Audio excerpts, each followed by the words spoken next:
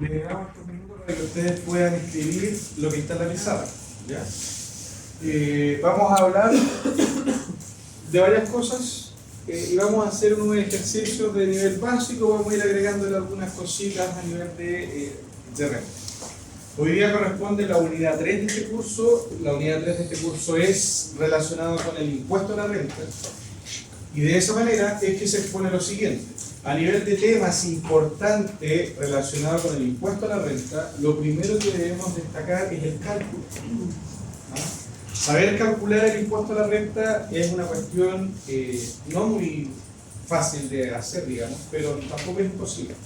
¿Ah? Requiere un poquito de análisis, comprensión, dedicación y tal vez también requiere un poquito de gusto, porque si no te gusta la cuestión no te va a entrar, ¿cierto? Dice acá, Ahora lo entendí todo. ahí está la explicación de todo. ¿Ah? Ahora lo entendí todo. Cálculo del impuesto a la renta, chiquillos, depende del régimen tributario. ¿Qué es un régimen tributario? Cuando ustedes escuchan la palabra o la frase régimen tributario, ¿qué se les viene a la cabeza? Solo algunas opiniones, no se cumple. ¿Qué piensan cuando ustedes escuchan régimen tributario? ¿Qué es un régimen tributario? ¿Por qué es un régimen? ¿Qué es la palabra régimen? Reglas, ¿cierto? ¿Qué más? Son las reglas del juego, ¿cierto? Eso es todo. El régimen tributario lo que busca es establecer reglas, normas, para efectos de cómo las empresas deben tributar. Un régimen tributario responde a lo menos a 4 preguntas importantes. Entonces, anotemos ahí qué cosas tenemos que tener en cuenta de un régimen u otro, porque esta cuestión responde a 4 preguntas. La primera, un régimen tributario responde a la pregunta ¿cómo se determina la base afecta impuestos?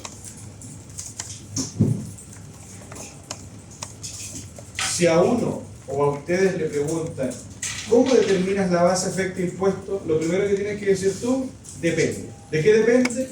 Del régimen tributario, ¿cierto? Porque esa pregunta tiene varias respuestas y eso es en función del régimen tributario. Entonces un régimen responde a la primera pregunta, que es ¿cómo se determina una base imponible? 2. ¿Cuál es la tasa de IDPC? ¿Cierto? De impuesto de primera categoría. ¿Cuál es la tasa de IDPC? De impuesto de primera categoría. La tasa de impuesto a la renta también depende del régimen tributario. Tercera pregunta. ¿Cómo tributan los dueños? Y eso es una pregunta muy importante.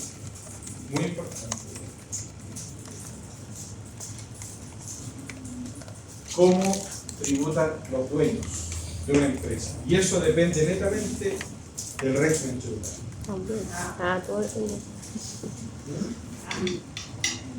¿Cómo se determina la base imponible? ¿Cuál es la tasa de impuesto a la renta? ¿Cómo tributan los dueños? Y tipos de registros que debe llevar una empresa. Y esa pregunta es más abierta en todo caso. Tipos de registros que debe llevar una empresa. Tipos de registros que debe llevar una empresa. Siendo así, ustedes pueden hacer lo siguiente, pues chicos. Aquí tenemos los regímenes actuales. Entonces, hagan esto ustedes, ¿cierto? Que sea como una tarea con lo que yo voy hablando, dando las ideas y ustedes lo van realizando. ¿Digamos? Coloquen los que tienen Excel o los que tienen cuaderno, coloquen régimen.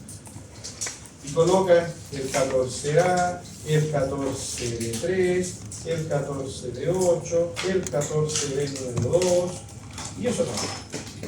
Y después aquí colocan la pregunta 1, la pregunta 2, la pregunta 3 y la pregunta 4. Entonces ustedes van colocando ahí las respuestas. La pregunta 1, ¿qué era? ¿Cuál era la pregunta? ¿Cómo se determina la base? Entonces aquí ustedes colocan artículos 29 al 33, la cuestión se llama RDI, base efectiva, y le van colocando las características. Vayan haciendo ese como dices tú. ¿Ya? Quiero seguir mostrando esto para no perderme en todo caso. Pero es colocar los regímenes y colocar las preguntas para el lado. ¿Ya? O las preguntas hacia abajo y los regímenes para el lado con ustedes. Sí, bueno.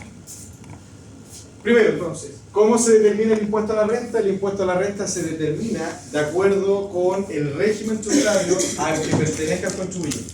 ¿Ya? Y el régimen es las reglas del juego para poder cumplir con las obligaciones. Cuando hablamos de obligaciones, podemos distinguir dos tipos de obligaciones. La obligación tributaria principal y la obligación tributaria accesoria. Cuando hablamos de obligaciones tributarias, la principal consiste única y exclusivamente en pago de impuestos, cualquiera que se trate. ¿Cuál es la obligación tributaria principal de todos los contribuyentes? Pagar los impuestos. Y las obligaciones tributarias accesorias son todas aquellas que te permiten pagar impuestos. Primero, iniciar actividades. Segundo, realizar los formularios. Tercero, llevar los registros que correspondan. Hacer peticiones administrativas, formulario 21. No sé, cualquier cosa que tú hagas para cumplir con el servicio es una obligación tributaria accesoria. Así lo discrimina la ley cuando ustedes tuvieron código tributario. En el caso del cálculo del impuesto a la renta, eso obedece a la obligación tributaria principal, porque calcular el impuesto es netamente para poder pagarlo. ¿Sí o no? El hacer el capital propio tributario es una obligación tributaria principal o accesoria. ¿Tributar o accesoria? ¿Principal o accesoria? ¿Cuál era la pregunta? ¿Hacer el capital propio tributario es una obligación principal o accesoria? ¿Se paga impuestos sobre el capital propio tributario? ¿Pagamos impuestos sobre el capital? No. Nos sirve de base para calcular el impuesto final en todo caso. Pero no se paga impuestos sobre el capital. Entonces, accesorio. ¿Vale? Chiquillos, el capital propio tributario, anotemos ahí los dos fines para lo que nos sirve el capital propio tributario.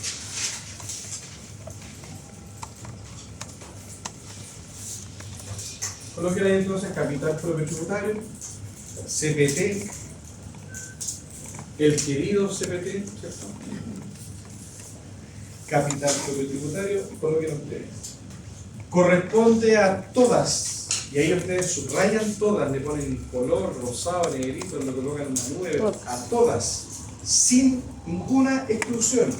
Corresponde a todas las rentas que tenga una empresa. Corresponde a todas las rentas que tenga una empresa, sin discriminar su calidad tributaria. Sin discriminar su calidad tributaria. Es decir, si tú tienes una renta afecta a impuestos, tiene que estar en el CPT. Si tú tienes una renta exenta de impuestos, tiene que estar en el CPT. Y si tú tienes una renta que es no renta, tiene que estar en el CPT. Todas las rentas, ¿cierto? Sin perjuicio de cuál sea su calidad tributaria, tiene que estar en el CPT. ¿Ya? Entonces ahí dijimos, el CPT corresponde a todas las rentas, ¿cierto? Sin discriminar su calidad tributaria, punto y coma, que estén disponibles en la empresa al cierre de un ejercicio. Eso es muy importante, porque si la cuestión no está disponible, no tiene que estar en el CPT. ¿Al cierre? Corresponde a todas las rentas, ¿cierto?, que tienen que estar disponibles en la empresa al cierre de un ejercicio. ¿Ya? Al cierre de un ejercicio. Para, esos que son como los objetos que vamos a decir del capital. Para, 2 puntos, 1 al margen. Corresponde a todas las rentas sin discriminar su calidad tributaria, ¿cierto?, que tiene disponible una empresa al cierre de un ejercicio. ¿Cómo? Para, 1 al margen. ¿Para qué? Para, 1, que los dueños retiren esa renta. O sea, si hay rentas disponibles que pueden hacer los dueños, retirarla. O sea, el capital propio tributario es toda la renta que tiene disponible la empresa para que los dueños se la lleven. Eso es lo que vale la empresa. ¿Ya? Entonces, el primer para es para que los dueños retiren esa plata. Para el retiro de los socios, para el retiro de los dueños. Punto y coma, abajo 2 al margen. ¿Cierto? Para que se mantenga invertida y permita generar nuevas rentas en la empresa. Para que se mantenga, ¿cierto?, invertida en la empresa y permita generar nuevas rentas. Esos son los dos objetos u objetivos que tiene el capital propio tributario. No tiene más sentido, digamos. ¿Qué es el capital propio tributario? Es lo que vale tu empresa a ojos del fisco. ¿Y cuánto es lo que vale tu empresa? Todo lo que tú tienes. Es como que el banco, cuando nosotros el banco nos hace una evaluación para ver si nosotros somos sujetos de crédito, ¿qué piden los bancos cuando nosotros somos trabajadores? ¿Qué es las tres cuestiones últimas que siempre nos piden? Las liquidaciones del sueldo. ¿Para qué nos piden eso? ¿Cuánto ganamos? Para saber el poder adquisitivo que tenemos nosotros y a su vez para poder determinar el nivel de deuda que nosotros podemos soportar. Entonces el banco cuando te pide las liquidaciones te somete una tabla. Este cliente, si le pasamos 10 palos en tal meses, sí, es capaz que nos pague. Pero si le pasamos 15 tal vez no. Entonces ahí le establecemos los topes, ¿cierto? La línea de crédito, en función de tu comportamiento y de tu nivel de renta, te establecen un monto en la línea de crédito. El capital propio es algo parecido. La diferencia está en que el servicio no te da ningún beneficio si tienes más o menos. Solamente que te pondera, te evalúa de acuerdo a cómo tú, a lo que tú vales. ¿Vale? Dicho de una manera entonces bien arcaica, el capital propio tributario es lo que uno vale para ojos del fisco. ¿Cierto? Eso es lo que tú vales. ¿Por qué? Porque es todo lo que tú tienes. No tienes más que eso. ¿Ya? ¿Cómo se determina el capital propio tributario? El capital propio tributario tiene dos métodos, tiene tres en realidad, pero son dos métodos los clásicos. El método del activo, que es para las grandes empresas, el 14A, que la mayoría de las veces uno es el creo, ¿cierto? Colocar el total de los activos, más menos ajustes, más menos los pasivos, método del activo que se utiliza para grandes empresas. Y este es el segundo método que se llama tal cual, capital propio tributario simplificado. ¿Sí? Que es más facilito, por eso se llama simplificado. ¿Quiénes tienen que hacer el capital propio tributario simplificado? Los contribuyentes que son propios. Ellos tienen que hacer el simplificado. Y en esencia el servicio de impuesto interno se los hace. ¿Ah? El capital propio tributario simplificado, cuando ustedes lleven un contribuyente que sea de 3, se meten a la página, indagan por ahí, el capital propio tributario simplificado sale hecho. Está listo para el servicio. Solamente que el servicio hace esto. Dice, de acuerdo a los antecedentes que tengo yo en mi poder, yo te propongo este capital propio simplificado. Esté bueno, esté malo, es tu responsabilidad como contribuyente darle el clic de aceptar. Porque el servicio te propone no. Pero si te propone algo mal es porque a él le faltó datos o hizo un cruce mal. Él, por ley, te lo tiene que proponer, pero tú al darle clic aceptas la responsabilidad si es que eso está bien hecho o mal hecho. ¿Ah? Eso es lo que hace el fisco. ¿Quiénes lo tienen que hacer entonces? Lo tienen que hacer los contribuyentes que son ProPyme, el de 3 y el de 8. ¿Ya? El de 3 lo tiene que hacer siempre. Siempre tiene que hacer el capital propio, siempre tiene que declararlo, porque el servicio te lo da. Siempre tiene que declararlo, el de 3. Y el de 8, ¿cierto? Que son los negocios de la esquina, los negocios más pequeños. El de 8 lo tiene que hacer sí y solo si sus ingresos son mayores a 50.000 UF. Y multipliquen 50.000 por 35, escalera de plata. Entonces la pequeña empresa, 50.000 UF por 37. ¿Cuánto es? 3 por 5, 15, 8 por 4, 24, 3 por 3, 12. ¿Cuánto es? No tengo idea. ¿Nadie lo está calculando? ¿5.000 o 50.000? 50.000. ¿Anuales? Anuales. ¿Quién puede multiplicar 50.000 por 37.000 pesos? Por 37. 50.000 por 37.000 pesos.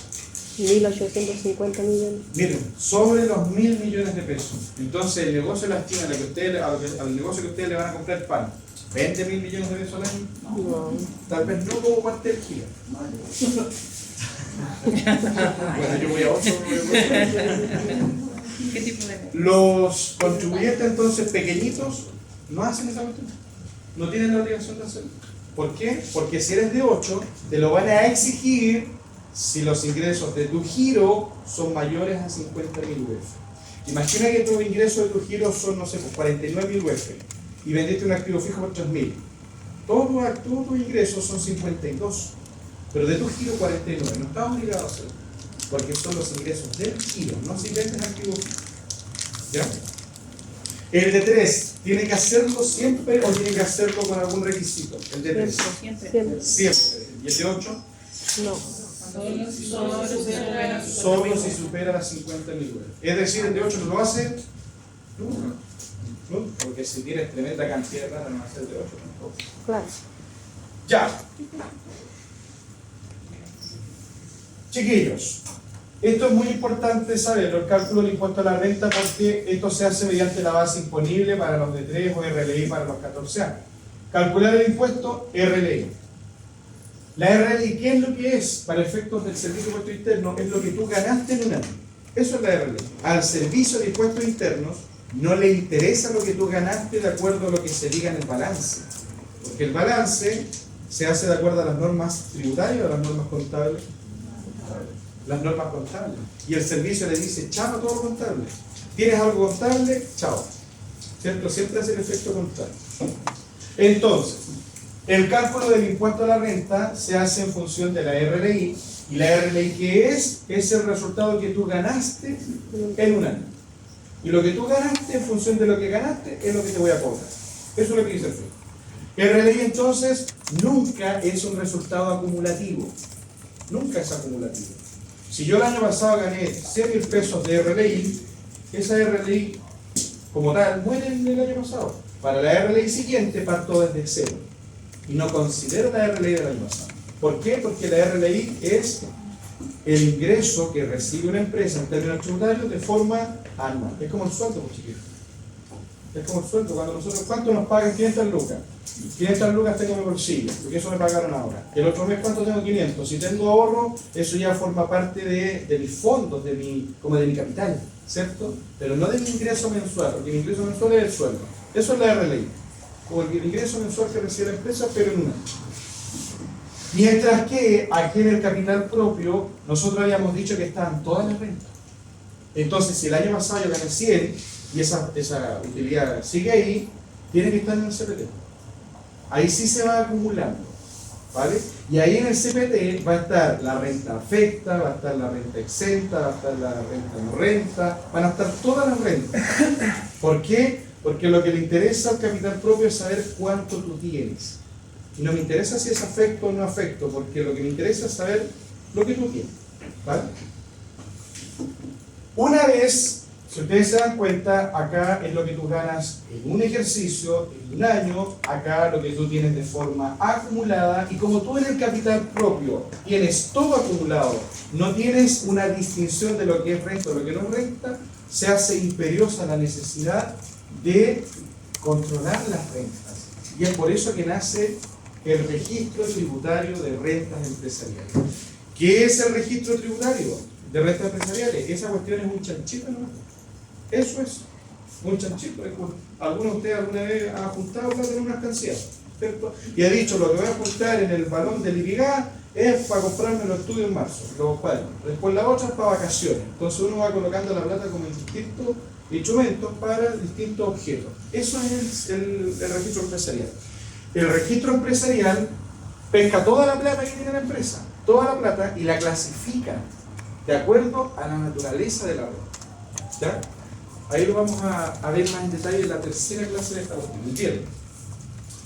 Otra de las cuestiones adicionales que hay en renta, y que esto es accesorio, es la confección de DJs, de declaraciones juradas, que son un montón. Y no todas se llenan, sino que también depende del régimen tributario. Y el formulario 22, que eso sí lo hacen todas las empresas. ¿Y qué es el formulario 22? Es el documento mediante el cual la empresa declara, manifiesta que quiere dar el resultado. Es como una declaración de fe, ¿no? ¿Sabes que yo gané 100 lucas? Ahí está. Y te lo informo en el formulario 22. ¿Vale? El formulario 22 entonces es dar cuenta, manifestar de todos tus cálculos anteriores. Chiquillos, de estas cuestiones que son los tópicos, son los temas. Uno acá, por este tema, nosotros podríamos haber estado contados por la RLI. Pero vamos a tener que tener una clase, ¿no? ¿Se entiende la idea general de cada una de las cuestiones? RLI, resultado anual, que no es acumulativo, es lo que tú ganaste. Si tú ganaste un peso, el fisco te cobra impuesto por un peso, por la utilidad que tú tengas. Obviamente que el porcentaje es cero, ¿verdad? Desde un peso que tú ganes, te cobra. Ahora bien, si tú tienes pérdida, ¿te cobra? No, porque la cuestión se llama impuesto a la Ganancia. renta, ¿cierto? Y la renta tiene que ver con un mayor valor, no con un menor valor. ¿Tú puedes perder? Sí. Y si pierdes, no pagas impuestos. Nada más. Determinación del capital propio. ¿Qué es el capital propio? Es donde se informan todas las rentas que tiene la empresa. Todas, pero todas las rentas. ¿Ya? Y es lo que vale la empresa para ojos del fisco. Luego, el control de rentas, ¿cierto? Tener las platas ordenadas. Lo que tiene que tributar, lo que no tiene que tributar, lo que ya tributó. Eso es el control de rentas. Tener las platitas ordenadas para evitar la doble tributación, para evitar la elusión. Para evitar la elusión. Regímenes.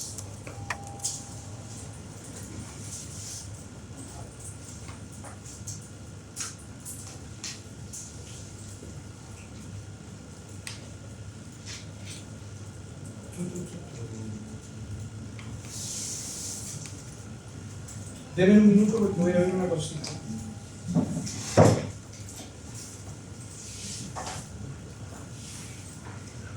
Y es que ya me mandaron el examen, ¿se acuerdan que yo les dije ayer que hoy día me mandaron el examen? Sí.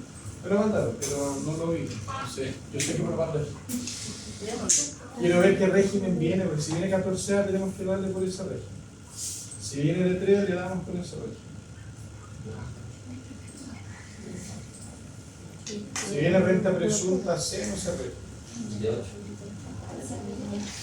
No, sí, lo mismo.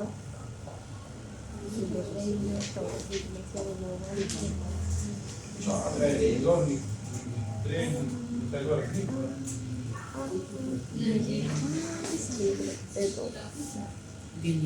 Ah, no. No lo tomen en cuenta. Ya, es 14A. Es 14A. Entonces vamos a mandar el 14A con más o menos los datos que trae el ET y vamos a pasar rapidito por estos otros regímenes más o menos para que tengan la idea. Regímenes actuales en Chile, es decir, cuando una persona o grupo de personas crea una empresa y esta se constituye como tal, tiene que estar acogida a uno de estos. Tiene que jugar el partido con uno de estos regímenes, pudiendo ser el 14A. El 14A es abierto a todo público. El 14A no tiene ninguna restricción. Usted se junta con su mejor amigo, con su mejor amiga, con su socio del alma o solito emprende un negocio y quiere hacer empresa, el 14A le dice, bienvenido, entra. No tiene ningún requisito de entrada, ni uno. El costo tributario de este régimen a nivel de empresa es de un 27%. ¿Ah? Es de un 27%. Y al ser semi-integrado, quiere decir que la integración no es completa. ¿Y qué es la integración? La integración tributaria es simplemente la posibilidad de esto, de que el impuesto a la renta como empresa se pueda descontar como crédito en los dueños de la empresa. Eso es la integración. Entonces, cuando aquí dice semi-integrado, ¿el impuesto que paga la empresa lo va a poder descontar completamente el socio? No, porque no es completamente integrado. Esa es la integración, que el impuesto de la empresa se descuente por los socios. ¿Ya? Como es semi-integrado, el impuesto de la empresa no se descuenta completo por los socios, sino que se descuenta en un 65%. Entonces ahí pongo usted como ejemplo. Si la empresa paga 100, ¿cierto? Si la empresa paga 100 de impuesto a la renta, el crédito para los socios de ese impuesto, si la empresa paga 100 de impuesto a la renta, si la empresa paga 100 de impuesto a la renta, el crédito para los socios de ese impuesto es 65 pesos.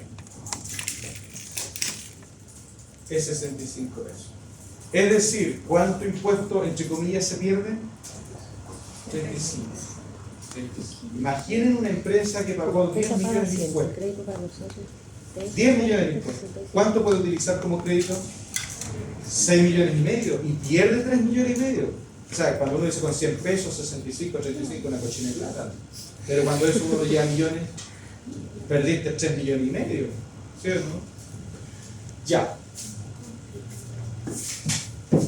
Muy importante en todo caso, características. ¿Cómo tributa entonces esta empresa? Esta empresa tributa en renta efectiva. ¿Qué significa la palabra renta efectiva? Que tú tienes que tributar de acuerdo a lo que realmente ganas. Eso es efectivo. ¿Sí?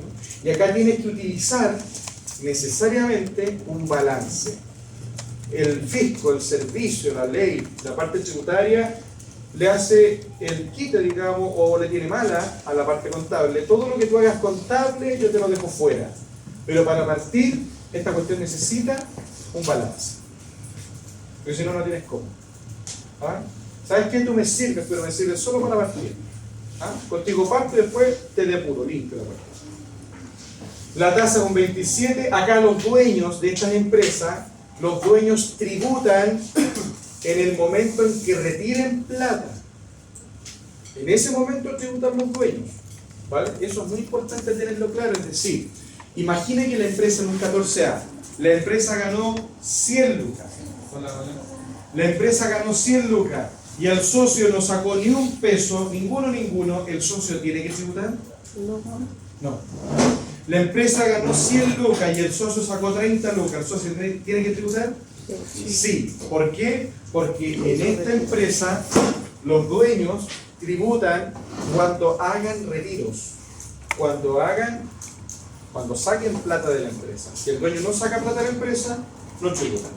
Y aquí es donde aparecen las figuras, pero sublimes. Pagarle sueldo a los dueños, le emiten boletas honorarias a los dueños, hacen de todas las cuestiones para evitar el retiro, porque después el retiro será más caro. ¿Sí? Chiquillos, ustedes cuando vayan a la empresa van a ver, o es muy común, que los socios tengan un sueldo, ¿cierto? Y a su vez de tener sueldo se le emiten boletas honorarios. Esos mecanismos sacan plata. Después cuando agoten esas cuestiones, sacan los retiros. ¿Sí? Chiquillos, 14 de 3. También es efectivo. ¿Por qué? Porque te pide un poco de contabilidad, pudiendo ser completa o simplificada, pero también te pide contabilidad. Acá la tasa, esta cuestión de la tasa es cambiante, como que ningún año está de acuerdo en la cuestión. Yo sé que esta tasa para todos estos años ha sido un 10%, ¿cierto? Y del próximo año va a ir subiendo hasta un 25%, pero basta que haya un decreto, basta que haya una normativa y la cuestión cambia todo año. Entonces la tasa del PROPYME es un 10%. ¿Qué quiere decir eso? En todo caso, yo, es una opinión súper personal. Tiene que ver con liquidez. Y ahí se jode lo que yo veo. El PROPYME es un régimen 100% integrado. Entonces imagina que tú pagas un impuesto del 10% o del 25%. Todo lo que tú pagaste, todo lo vaya a poder recuperar. Todo. Entonces no le hay una lógica de vender el beneficio de que la tasa es más baja, de que incentivas o que estimulas si la tasa es más baja o más alta. Veamos el siguiente ejemplo, para que entendamos el tema de integración. Eres un 14 de 3 y la tasa, vamos para qué parte, es un 10%. Imagina que esa tasa cambia o da lo mismo. Tu base imponible es de 5 millones de pesos. Entonces tú ganaste en el año 5 millones de pesos. El IDPC, el impuesto de primera categoría, era de un 10%. Entonces el impuesto es 500 lucas. 500 lucas. Imagina que el dueño retiró, en esencia retira no puede retirar los 5 millones, porque tiene 5, paga 500 lucas de impuesto, ¿cuánto le queda? 4.500, pero el impuesto es un incremento, también forma parte de la base. Entonces, retira los 5 millones, ¿cuánto tiene de crédito? A ver, aquí tiene un impuesto global, el IGC. El IGC. Suponte tú que el IGC, no sé, por un 12%. Eso por eso. Y tiene acá un crédito. Y el crédito siempre, acá siempre el crédito va a ser el impuesto a la renta. Siempre. Entonces, si tú pagaste 500, a pagar 500, 600, tienes que pagar 100. Aquí en la tributación siempre está en el socio, porque el impuesto que paga la empresa siempre lo recupera el dueño, lo recupera en forma completa, a diferencia del 14A, porque el 14A podría recuperar las 500 lucas acá, ¿o no? No, recupera el 65. Entonces imagina que te sube la tasa, ya no es un 10, es un 25.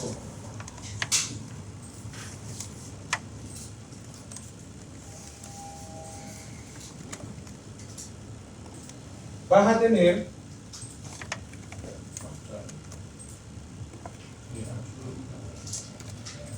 acá, ganaste 5 millones de pesos, pagas una tasa de un 25, entonces un cuarto, ese es el 25, un cuarto, pagáis 1,5 millones. Todo eso se lo pagaste al fisco como impuesto a la renta, pero después el socio va, retira y esto no cambia, se dice que no cambia, esa usted no la mueve. Siempre dice, bajamos el impuesto, ¿y qué impuesto baja? El de primera, pero no bajan el de segunda. No bajan el de segunda. Bachelet en algún momento lo que hizo fue bajar el de segunda, y eso lo vendió pero con bombo y platillo. ¿Por qué? Porque tocó los impuestos de segunda, y esa es la tributación final. Ahí muere el impuesto a la renta. Entonces, si bajas el impuesto de segunda categoría, en efecto sí es un beneficio para las personas, para todos nosotros, para los dueños de empresa, para todos nosotros. Pero ¿qué es lo que hizo? Ustedes saben que el plan complementario es constante. Si tú ganas de 1 millón a 800 lucas en el mensual, no paga impuestos. De 0 a 800 lucas no paga impuestos. Si ganas de 800 a 1.600.000, pagas un 4. Si pagas de 1.600.000 a 3 millones, pagas un 8. Y así va subiendo. ¿Qué es lo que hizo el presidente? Bajó la tableta, pero al último escalafón. A los que ganan más de 100 millones de pesos. Entonces, ¿nosotros dónde estamos ahí? ¿Qué beneficio tenemos? Ni una cuestión. Pues entonces se vendió bien el tema, porque si tú bajas la tasa de la segunda categoría, eso sí es un ahorro para las personas. Porque la segunda categoría es para las personas. ¿Pero a quién se lo bajó? A la vida. Pues eso es gusto personal. No los quiero adoctrinar, pero claro, ¿quién tiene las rentas más altas? Nosotros. No. Entonces el IGC, claro, la renta de segunda categoría, no se suele mover. Vean ustedes la historia, para atrás, en el servicio atrás. En un momento, hay el tramo más alto, hoy día es el 40, porque después se volvió a subir. Hoy día el 40, en algún momento era el 35, pero el tramo más chiquitito no se movieron. No se movieron. Para nosotros que ganamos todos los meses las 500 lucas, el tramo es el mismo. El mismo. Pero con los que ganan 150 millones de pesos, el tramo le bajó a ellos. Entonces era un injusto. Si se dan cuenta, la empresa aquí paga 1 millón de pesos, ¿qué hace? Lo recupera. Después el impuesto a pagar, ¿qué pasa acá? El fisco tiene que devolver. Entonces esa es la cuestión que hace el fisco. No te quiere hacer pagar porque después te tiene que devolver y además te tiene que devolver actualizado. Si la tasa acá es un 13%, paga 650, recupera 650, tenías que pagar 600, te queda a devolver 650. Si la tasa es un 5%, pagas 250, recuperas 250, pero siempre lo que tú tienes que pagar es eso es lo que manda. Entonces, te suben o te bajan la tasa, todo lo que tú pagas como empresa, lo recuperas como persona.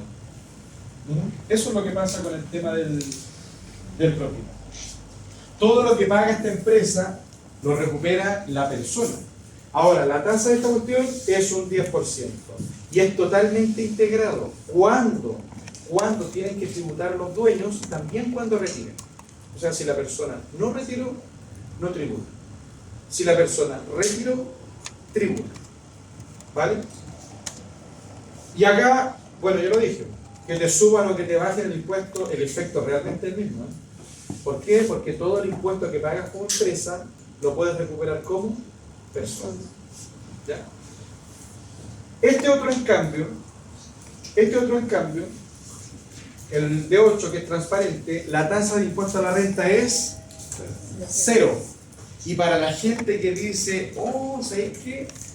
Creémonos como empresa. Y yo cuando hago esta clase de renta a los chiquillos que les toca a los ingenieros, mecánicos, ingenieros, lo que sea, siempre los ingenieros tienen un ramo de administración. Siempre. Entonces ahí uno les enseña algo de impuesto a la renta. Y yo les vendo los regímenes tributarios. Si usted hace una empresa, ¿por cuál se va? Por el de 8, si no cobra. Eso es lo que dicen siempre. Y eso es lo que dice una persona que no tiene conocimiento del tema. Porque ustedes lo que van a decir es que en realidad el de 8, ¿qué pasa? Para efectos de impuesto a la renta no conviene tanto. Y veámoslo lógicamente. Lógicamente, el de 8, en este mismo escenario, dice que la tasa de impuesto es... ¿Cuánto es? Es 0. Entonces, tú ganaste 5 palos. Ojo con esto, porque esto tiene diferencia. En el D3, volvamos al D3, tú ganaste 5 millones y hayas pagado algo, ¿cierto? Y tú tienes que tributar siempre y cuando hayas retirado, ¿cierto? Y lo que tú pagaste te sirve como crédito, ¿sí o no? En el D8 pasa lo siguiente, tú ganaste 5 millones. Ganaste 5 millones. Ahora, ¿este es su curso? No. Esperen afuera, yo le doy al tiro la indicación, ¿ya? Tú ganaste acá 5 millones de pesos. Ganaste 5 millones de pesos. La ley te dice que la tasa es 0. Entonces, bacán, pues gané 5 palos. ¿Y con cuánto me queda en el bolsillo? ¿Con cuánto me quedo? Si pago 0, me quedo con los 5 millones porque no pago ni un peso de impuesto a la renta. Pero pasa que el dueño aquí no tributa cuando retira. Acá el dueño tributa en base asignada. ¿Qué quiere decir eso? Tú ganaste 5 palos, no estoy ni ahí si sacaste o no sacaste. No me importa si sacaste o no sacaste. Porque aquí los 5 millones no se tributan cuando tú retiras, sino que aquí no se llama retiro, sino que se llama asignación. Es decir, pero pasa que el dueño no retiró ni uno. No retiraste, pero tu empresa ganó. Va a tener que sacar plata para pagar impuestos. Entonces, este impuesto no te lo perdonan. No te lo perdonan. Y si ganaste 5, vas a tener que pagar las 600 lucas. Tú, como persona. Y como tu empresa no pagó nada, ¿tienes crédito? No tienes nada. Pero aquí el fisco se asegura de cobrar toda la renta al crédito. Porque a la empresa no le cobra, pero sí le cobra a la persona. Retire o no retire, le cobra todo a la persona. Entonces imagínate que el de 8 puede ser empresas grandes, muy grandes. Tendrán que ustedes calcular 1.000 millones de pesos. Si la empresa gana 500 millones y el dueño no retira, la ley te dice, el dueño tiene que tributar por esos 500 millones. Y si es una renta que no está ahí totalmente percibida o se la gastó, porque los negocios de la esquina que hacen, compran, pagan, y después en sus cuestiones personales se gastan la plata, ¿no? Y hay veces que andan peor que uno. ¿Sí o no? Entonces el régimen es muy atractivo, a mi juicio no. A mi juicio no. Y no es que yo se lo esté vendiendo a mi manera, no, porque esta cuestión funciona así, si no lo digo yo, lo dice la ley. Ganaste, ponle cualquier valor. Ganaste cualquier cantidad de plata, no pagas ningún peso a la empresa, ni uno. Pero todo lo que gana la empresa, todo lo tributa ¿quién? El socio. Y sin crédito. Entonces todo lo tiene que pagar el socio. En ese sentido, ¿cuál conviene? A mi juicio conviene el de 3. Porque el de 3 ganaste como empresa, ya, y pagaste un impuesto, te cobra. Y ese impuesto además lo recuperas todo. Pero ¿cuándo lo recuperas? Cuando retiras. Y si no retiraste, no pagas. Entonces, ¿qué puedes hacer? Postergar la tributación. Me pago un sueldo, nunca retiro. Me pago un sueldo y un sueldo, pero bueno, un sueldo, pero nunca retiro. Mala la idea que estoy dando todo. Deben un minuto para despachar ahí a una chiquilla que se confundió. Falsificativo.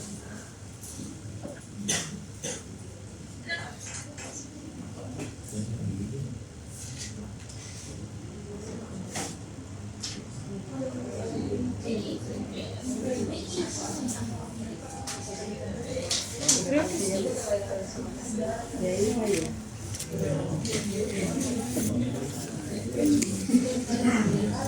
¿Qué hace?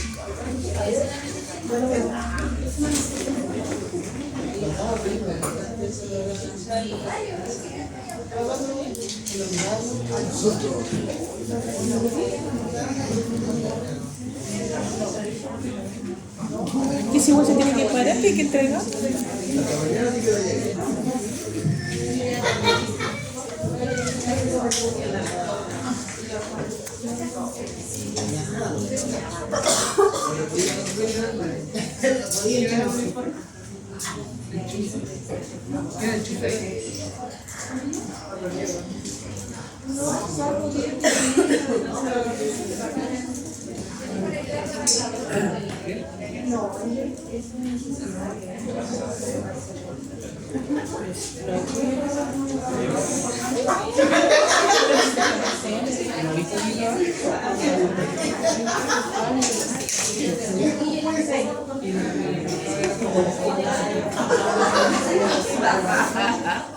Te creo.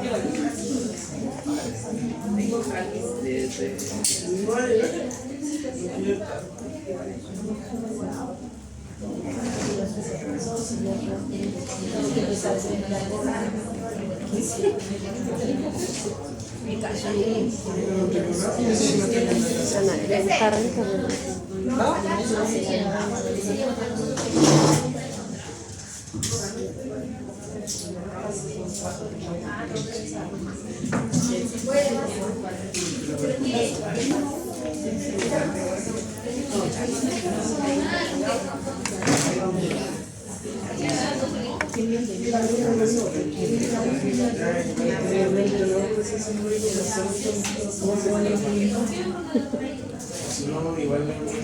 esa vuelta en la cambia de cuando tiene que pagar, pero yo sé que a la vez te voy a dar medio al agua.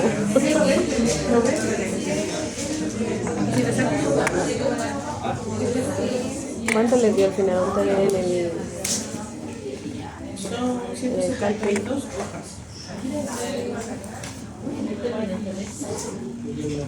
En la pagar por el contenido.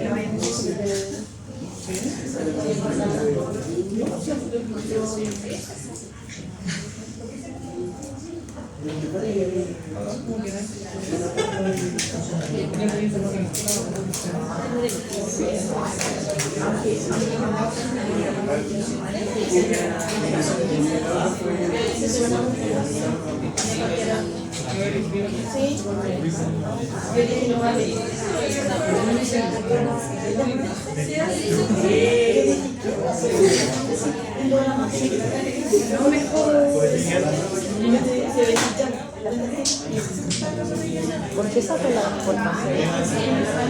Exportaciones que tienen que quedar para la base del CPM, las sacan. No se considera IVA, pero se considera para el CPM. Las sacó. Y le dije, ¿quieres que se lo dije? Tengo así una hermana aquí. Sí. Cuando era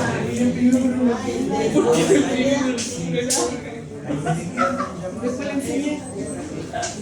Sí, después mi mamá es una niña, pero Se llama le dijo, la mañana le expliqué hasta la mañana sí, porque no sabía bailar, tampoco me sí, tiene que dejarla, la sacó. parece que tenemos la misma Le dije, bueno, le dije,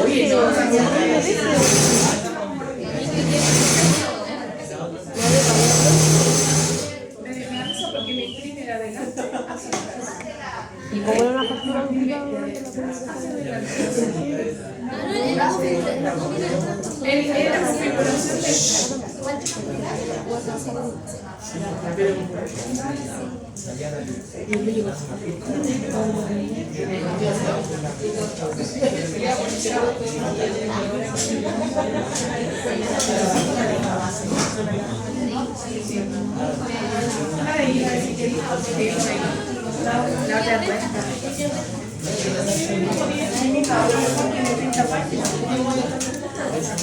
Chiquillos, disculpen los minutitos que les quité, habíamos quedado en el de hoy, ¿cierto?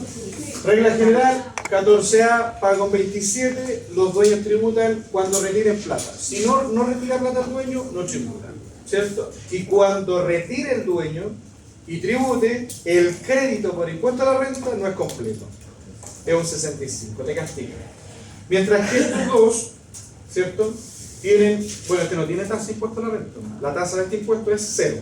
Pero ¿qué pasa acá? Que todo lo que gana la empresa, todo lo tributa el dueño, sin crédito, ¿cierto? Ni siquiera con pañales, así que la bomba. ¿Sí o no? Y este otro paga impuesto a la renta y lo que paga, sea alto o bajo el monto, todo lo que paga, todo lo recupera. ¿Cierto? Porque pagaste 100, descuentas 100. Pagaste 50, recuperas 50. ¿Y cuándo haces eso? Cuando el dueño retira. ¿Ya?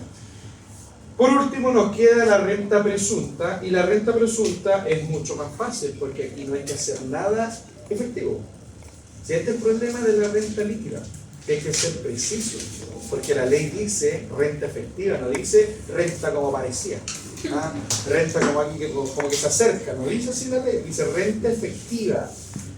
Entonces acá es más preciso el tema, mientras que esta cuestión es presunta. ¿Y qué quiere decir que sea presunta? Que se presume que la empresa gana X plata. Aquí se hace una presunción. Y esto es solo para determinadas actividades comerciales, que son 3. ¿Cuáles son? Transporte de carga y de pasajeros, ¿cierto? Educación. La actividad agrícola, ¿cierto? Cosechar papas, choclo, vender todo lo de la tierra, ¿cierto? Y la última, la pequeña minería, ¿cierto? Entonces acá cuando tú te dedicas a una de esas actividades, es decir, si tú vendes pan, ¿puede ser renta presunta? No.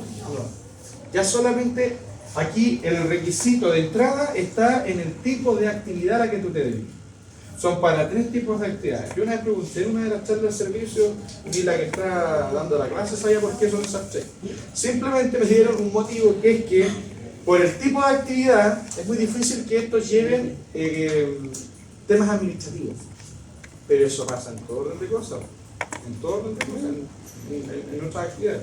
Pero acá tiene que ver para las agrícolas, el transporte y para la pequeña minería. ¿Cierto? Y lo que dice la ley de la renta dice, ¿sabes qué? Si tú eres agrícola, yo te voy a cobrar en base al terreno. ¿Cuánto vale tu terreno? En base a eso te cobro. Si tú eres transportista, ¿sabes qué? En base al vehículo, al valor de lo que tú utilizas para moverte y el remolque, en base a eso te cobro. Si tú eres de la pequeña minería, ¿cierto? Te voy a controlar las ventas. En base a las ventas y en base al valor del cobre, yo te cobro el impuesto. Porque eso tiene un tramo. Dicho eso, lo que nosotros vamos a ver entonces es la famosa 14A, la RLI. ¿Qué significa RLI? Renta líquida disponible.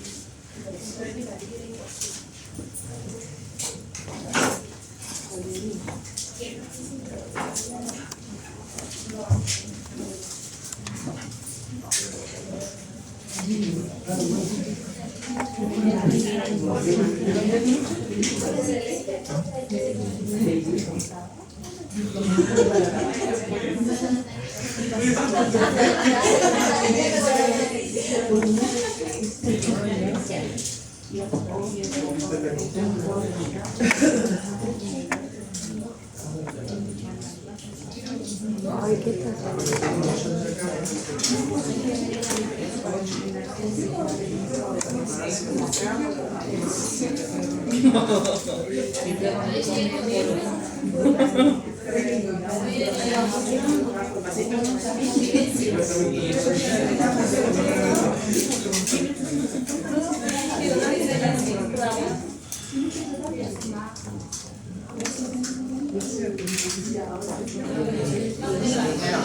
Ya, esto nosotros ya lo hemos hecho.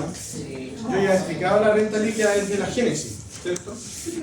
Esquema de la renta líquida disponible. El esquema es, y habíamos dicho primero que la renta líquida es saber cuánto tú ganaste en el año.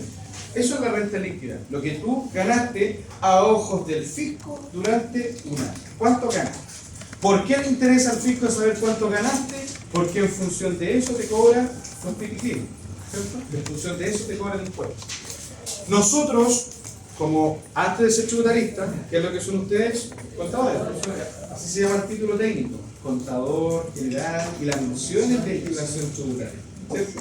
Entonces ustedes primero estudian contabilidad, y al estudiar contabilidad ustedes vieron balances, ¿cierto? Y el primer balance que ustedes vieron fue el de activo versus pasivo, y nosotros lo vimos hace una semana atrás, ¿cierto?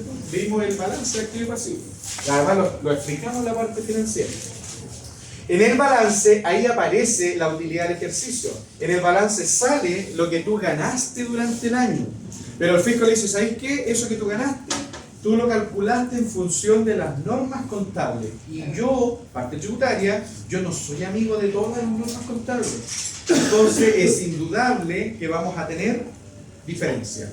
Pero ¿qué dice la parte fiscal? ¿Sabes qué? Me sirve en todo caso, me sirve. Tú haces tu contabilidad, haces tu libro diario, haces todas las cuestiones. ¿Para qué? Para que tú al principio coloques el resultado financiero. Entonces ahí ustedes le van a colocar un comentario o una idea. Resultado financiero corresponde a la utilidad o pérdida. Corresponde a la utilidad o pérdida que nos informa el estado de resultados. Corresponde a la utilidad o pérdida que nos informa el estado de resultados. Ese que es de pérdida y ganancia. ¿Cierto? Corresponde entonces a la utilidad o pérdida del estado de resultados. Sea lo que sea, si es positivo, si es negativo. ¿Se acuerdan de una prueba que el tema estaba negativo? Si es negativo, el tema tiene que ser negativo y arriba. Si el tema es positivo, tiene que ser positivo. ¿Bien? Ojo con esto, chicos. Ojo con esto, pongan atención. Tú cuando ya partes del resultado del balance, un resultado contable, la norma tributaria te dice, ¿sabes qué? A esas cuestiones le vamos a agregar y descontar cosas. Pero siempre son dos cuestiones nomás que se agregan y que se deducen. Ustedes obviamente que los agregaban ven más cuestiones, ¿cierto? Multas fiscales, depreciaciones, correcciones monetarias, y tenemos ustedes, ¿cierto? Pero genéricamente, para entender esto desde el punto de vista conceptual, solo hay dos. ¿Y cuáles son los dos? Escriban ustedes ahí. Número uno. Número uno. ¿Qué es lo que siempre se debe agregar? Número uno. Gastos, o más bien coloquen ahí cuentas de gastos, porque como esto parte del balance, lo que vamos a trabajar son las cuentas. Mucho más claro porque cuentas de gastos que estén contabilizadas. Hasta ahí deberíamos agregar todas las cuentas que estén contabilizadas. Cuentas de gastos que estén contabilizadas. ¿Cómo? Que sean rechazadas o no aceptadas. Que sean rechazadas o no aceptadas. Es decir, si tú tienes un gasto que es rechazado, si tú tienes un gasto que es no aceptado, pero a su vez ese gasto está contabilizado en pérdida, ¿qué tienes que hacer tú en la RLI? Agregarlo. ¿Por qué? Porque cumple con esa condición, que es un gasto que está en pérdida, pero que es rechazado o no aceptado. Y que no es lo mismo el rechazado y el no aceptado. ¿Ya? Lo voy a explicar ahí a continuación. 2. ¿Qué vas a tener que agregar siempre? Ingresos tributables o ingresos tributarios. Ingresos tributables que no estén contabilizados.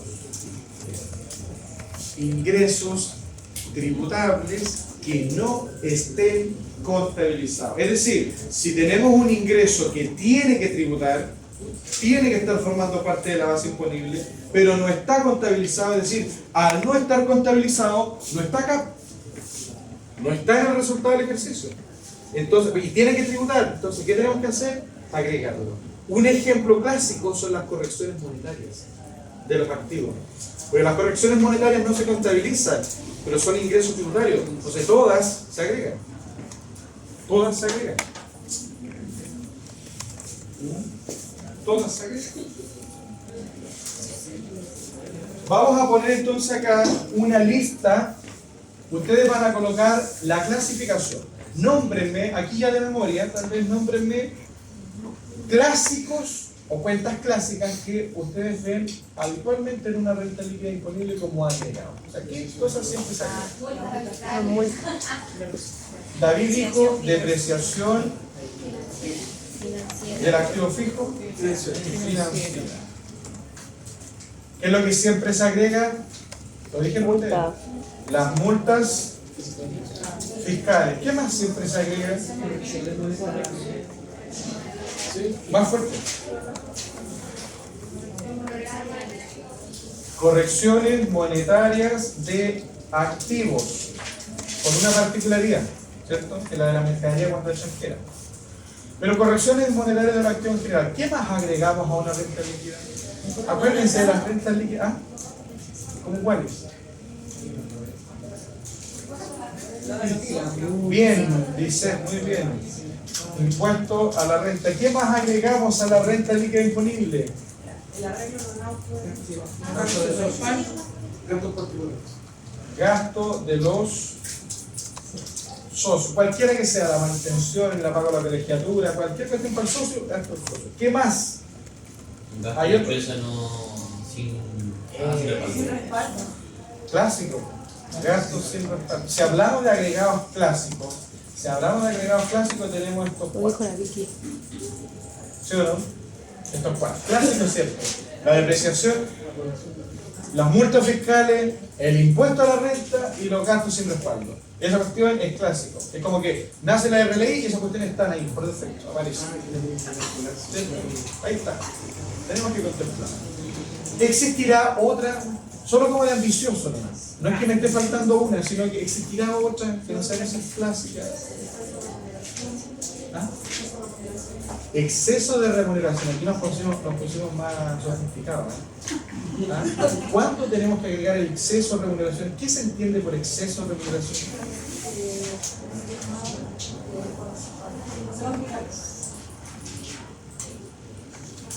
Pero remuneraciones aquí hay. Al personal, sé que el personal tenía que ganar 1 millón, le pagamos 1,5 millones.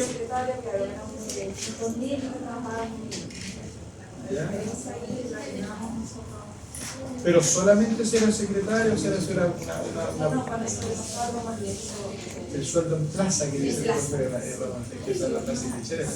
Pero además tiene otra particularidad, cuando la persona que se le paga es el socio, es la cónyuge, es el hijo, hay algún parentesco con los dueños, ¿cierto? Muy bien, esto ya es una particularidad, el exceso de sueldo de cónyuge, del socio, de los hijos, que antes todas estas cuestiones eran rechazadas. Y la ley dijo, ¿sabes qué? Yo te acepto, porque imagina una empresa pequeña.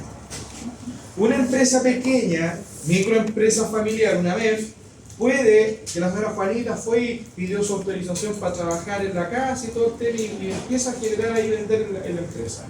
En la casa genera una actividad comercial. Y la señora Juanita sabe que tiene que ir al hospital, y va al hospital. ¿Cierra las puertas del negocio o puede dejar al hijo atendiendo? Puede dejar al hijo atendiendo, ¿cierto? Y el hijo le va a decir, ¿sabes qué, mamá, anda nomás, pero no me dices nada? O le puede decir, ¿sabes qué? Le puede cobrar un sueldo, ¿no? Si el hijo no se dedica a otra cosa más que estar ahí en la casa y trabaja en la casa, si no es flojo, él trabaja en la casa. Si trabaja, ¿le puede dar un sueldo? Sí, obvio. Entonces eso es una realidad. ¿Y qué pasaba antes? Antes pasaba que estaba la empresa, el hijo trabajaba, y si trabajaba, era rechazado. Se rechazaba. ¿Ah? Hoy día el tema es aceptado el gasto, pero siempre y cuando sea razonable, de acuerdo al mercado. Es decir, si el hijo trabaja de vendedor, ¿cuánto gana el vendedor en promedio? 1 palo. Y si al hijo tú le pagas 3 palos, ya tenéis 2 millones en exceso. Entonces eso se entiende como gasto rechazado. Porque si los vendedores en la plaza, en el mercado, ganan 1 millón, ¿por qué estás pagando 3? Si le pagas 1,2 millones, por ahí pueden ser, que están dentro del promedio. ¿Se entiende la idea, no? Siempre que tú le pagues a un familiar del dueño, cónyuge, hijo, cualquier persona, que tenga una línea familiar, no sé, si tú le pagas a esa persona y trabaja, pero el sueldo que tú le das es excesivo, el exceso es rechazado. Y ojo, el exceso no lo define el servicio penitenciario. No te dice, ¿sabes qué? Para la secretaria el sueldo tiene que ser de 500 lucas. Para los abogados tiene que ser de 3 palos. No te dice eso. Te dice que se entienda como un sueldo de mercado. Si en el mercado los abogados ganan 3 palos y a tu trabajador le pagáis 3 palos, está bien. Está bien. Pero si le pagáis más de 3 palos, mucho más, la diferencia se entiende como gasto rechazado. La diferencia, por eso es que ahí Margarita dijo el exceso. ¿Ya? Entonces, chiquillos, a esta cuestión démosle un número. Habíamos dicho que el 1, en los agregados, que estos son criterios. El 1 eran gastos que estaban en pérdida, ¿cierto? Pero que son rechazados o no aceptados. Y el 2 son ingresos que no estaban contabilizados, ¿cierto? Entonces acá, la depreciación, ¿qué es? ¿Un ingreso o gasto? Gasto. Y veamos si cumple esta cuestión. Depreciación financiera, ¿es un gasto? Sí, cumple el 1. ¿Está contabilizado? Sí, cumple el 2. ¿Y es rechazado o no aceptado? Sí, es no aceptado. ¿Y por qué? Porque la ley te acepta la depreciación, sí, pero no la financiera. Porque la financiera tiene un mecanismo diferente. El alcance de la depreciación financiera es diferente a la tributaria. Entonces, no es que no te acepte la depreciación, sino que el mecanismo de cálculo es el que no te acepta. Entonces, tú le colocas aquí como por clasificar, no va 1. Multas fiscales, ¿las multas fiscales son ingresos o gastos? Gasto. ¿Están contabilizadas las multas? ¿Son no aceptadas o rechazadas? Son rechazadas. Entonces, por eso se agregan. ¿Por qué? Porque cumplen ese requisito completo. ¿Se entiende esto? ¿No? ¿Sí? ¿Por qué agregas la corrección monetaria de los activos? ¿Es un ingreso? Veamos si es un ingreso. La corrección monetaria tendencialmente es positiva porque hablamos de inflación, ¿cierto? No de deflación. Entonces imagina que tú tienes un activo fijo que vale 10 lucas. Ese activo fijo tú lo tienes que corregir al 3%. Esa corrección, ¿qué hace con el activo fijo? ¿Le da valor o le quita valor? Le da valor. Eso por el 3% le da 300 pesos. Y esa corrección monetaria, esa cuestión que se hace en tributaria, pero perfecto, con los cuadros elegantes, eso en la contabilidad no se registra, no se lleva a la contabilidad. Y de llevarse eso a la contabilidad, el registro sería, oye, activo actualizado. La cuestión para ahora, 10.300. Oye, ¿sabes qué? En la contabilidad el activo vale 10 lucas, pero si le agregamos la corrección, tiene que llegar a 10.300, entonces al activo le tengo que agregar o le tengo que descontar. ¿Dónde aumentan los activos? Entonces yo diría activo fijo 300 contra corrección monetaria los 300. Pero eso, chiquillos, eso que está ahí, que tiene pinta de asiento contable, esto no se contabiliza. Esto no se hace en la contabilidad. Y está bien que no se haga, porque esto es tributario, no es contable, no está en ninguna norma contable. ¿Vale? Pero de hacerse en la contabilidad, este sería el asiento. Y de hecho las empresas chilenas en realidad sí lo contabilizan. La empresa no está ni con las mismas. La empresa le hace la contabilidad al servicio, ¿no? Entonces sí lo contabiliza. El asiento es este. Aumenta tu activo fijo en el debe, porque los activos aumentan el debe, y se reconoce una cuenta de resultado ganancia, corrección monetaria. Resultado, ganancia. Las cuentas que son de resultado con saldo acreedor son ganancias. Pero esta cuestión, de acuerdo a la norma contable, no debería estar. Como no debería estar, esto se está dejando fuera. Esta cuestión se está dejando fuera, que es un ingreso tributario. ¿Por qué? Porque tu activo ya no vale 10.000, vale 1.300. En teoría sube tu activo. ¿Por qué sube? Porque aumentó su valor, ganaste. Ganaste, pero no está en el resultado. ¿Qué tienes que hacer? Agregarlo. ¿Por qué? Porque es un resultado tributario que no está contabilizado. ¿Se entiende? ¿Preguntas? Ese es el comportamiento de todas las correcciones monetarias. O sea, la mayoría de las que activos. Entonces acá, esto sería 1, 2, 1, 2, 1, 2, 1, 2, 1, 2, 1 y 1. ¿Cierto? Ahí nosotros vamos catalogando. No hay problema. Gracias. Así, chiquillos, cada vez que ustedes tengan otro agregado, lo pueden clasificar en esos criterios. Ojo, Si tienen un agregado que tienen duda y no cumple ninguno de estos dos, no es agregado. No es agregado. Ahí están inventando. Hay gente que no se me ocurre, porque yo no invento. ¿Ah? Por ejemplo, agregar los sueldos de los trabajadores. Ah, pero la indemnización voluntaria. La indemnización voluntaria, ¿por qué va? Porque es no aceptado. Muy bien. Muy bien. Muy bien. Muy bien. Chiquillos, ¿se entendió lo que se agrega en la RLI? ¿Allá? ¿Ustedes? ¿Sí? ¿El resto, chiquillos, se entiende? No hay más condiciones o criterios para agregar. Tú agregas por dos motivos: gastos o pérdidas. Y el juego está, si el gasto está contabilizado y no tenía que disminuir, tú agregas. Si el ingreso no está y tenía que aumentar, tú agregas. Si ese es el efecto. Chiquillos, 8:20, vayan a comprarse algo, un dulcecito y después seguimos con la otra parte de ejercicio.